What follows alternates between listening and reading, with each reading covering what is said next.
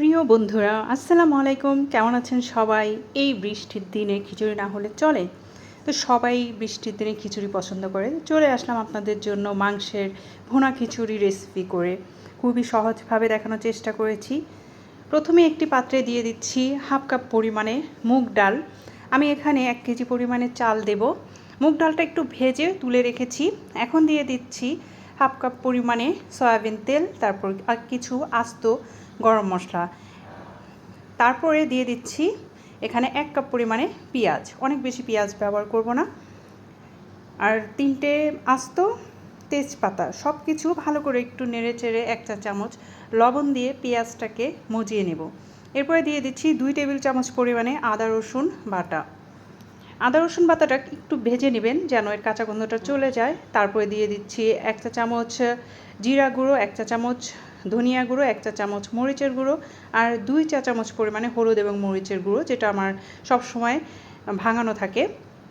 আর এখানে অবশ্যই জিরাটা টেলে তারপর দিবেন, তাহলে ফ্লেভারটা অনেক বেশি সুস্বাদু হবে খিচুড়ির। তারপরে মশলাটা ভালো করে কষিয়ে দিয়ে দিচ্ছি গরুর মাংস। এখানে 1 কেজি পরিমাণে গরুর মাংস আছে, তেল চর্বি সহ নিয়েছি কিছুটা, তাহলে খিচুড়িতে খেতে অনেক বেশি ভালো লাগবে। তারপর সব কিছু ভালো করে একটু কষিয়ে নিয়েছি 5-6 মিনিট। এরপরে সামান্য পানি দিয়ে ঢাকনা দিয়ে ঢেকে অল্প আঁচে রান্না করব।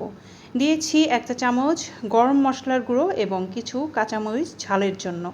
তারপর ঢাকনা দিয়ে ঢেকে রেখে দিচ্ছি। আর এদিকে আরও হাফ কাপ দিয়ে দিচ্ছি মসুরির ডাল। দুটো ডাল মিলে 1 পোয়ার মতো হবে। আর এইদিকে মাংসটা দেখতেই পাচ্ছেন একদমই শুকিয়ে গিয়েছে পানি।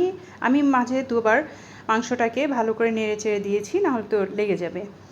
দিয়ে দিলাম চাউলটা, যে ভাতের চাউল আমি আগেই ভিজিয়ে রেখেছিলাম ধুয়ে। তারপরে ভালো করে কষিয়ে নেব একদমই যতক্ষণ না ভাজা ভাজা হয়। তারপরে কষিয়ে নেওয়ার পরে দিয়ে দিব এখানে ফুটন্ত গরম পানি। গরম পানিটা কী রকম দিবেন আপনারা, যতটুকু চাল এবং ডাল তার দ্বিগুণ দিবেন।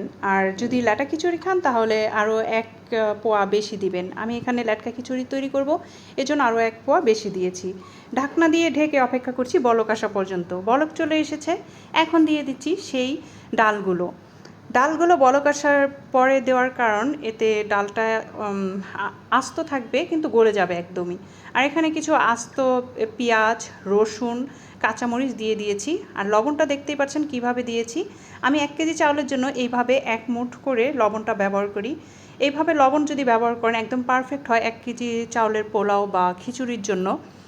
তারপরে ঢেকে রান্না করে নিচ্ছি। মাঝে মাঝে এভাবে একটু নেড়েচেড়ে দিবেন, নাহলে নিচে লেগে যাবে।